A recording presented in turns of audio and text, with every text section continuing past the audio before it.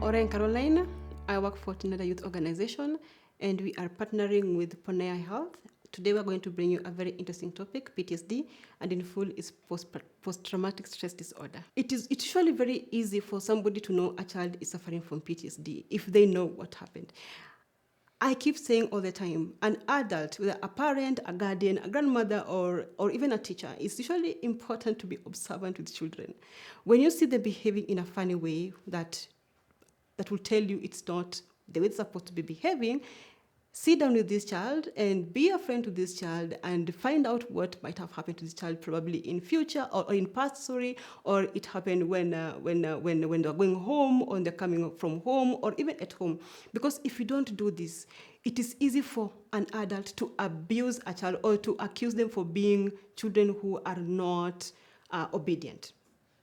Because PTSD comes in a different way. A child who has PTSD might either become very timid. They will not want to be around people. They will respond very badly to playful nudges. You touch a child and to them they feel like as if you want to hurt them, so they'll fight back. They're the ones who end up becoming bullies. Or they're the children who will end up being, who will easily flow to peer pressure. When they're told to do something bad, they will not question. They will just do it. Because why?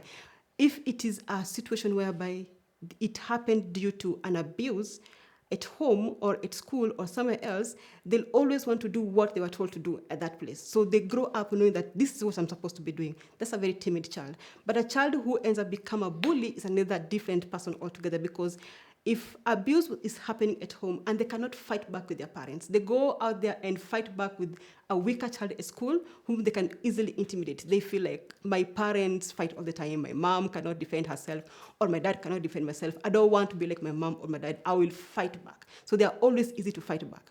And these kind of things usually are not seen by adults, whether it's a neighbor or a teacher or even at home.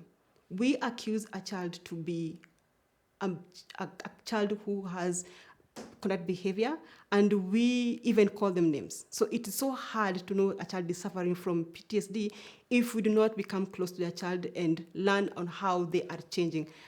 We've seen cases whereby when a child reaches 12 years old, especially for girls, their brain changes. And some of them will start hurting themselves, they'll cut themselves. It could be because they are trying to draw your attention, or it could be because they're just trying to be sensitive, or it could be because of the brain changes. So if those kind of things happen, you as a parent, you're supposed to try and condemn this child. Instead, you need to come close to this and find out what's really happening. We are not supposed to condemn our child when we see them behaving differently, and especially for children of nowadays. We've seen them burning schools, we see them running away from home, they are engaging into early sex, they are drinking, they are having accidents here and there. That child is communicating. There's something that they're going through that you as a parent might not know. If you are a parent who is very strict, your children will never come close to you at a given time, because they are not given that room to be able to express themselves. It was always, you do this. If it's not this, it is that. If it's not that, then you're not one of my family members. I disown you. But if a child has that environment where they can always reach out to their parents, it's easy for them to tell their parent that this and this happened to me. Or I saw this movie yesterday night and it was really scary. And they know that the parent is not going to tell them, never watch that movie again. They'll be told like, yeah, watching a movie is not bad, but choose what you're supposed to be watching. It all depends on how a child is brought up. Thank you everyone for watching. I hope you have learned a lot from each other. If you want to book my services, you can always do that through ponea.com. You will get me, you will be referred to me, and we will be able to continue with this topic or anything that might be disturbing you psychologically.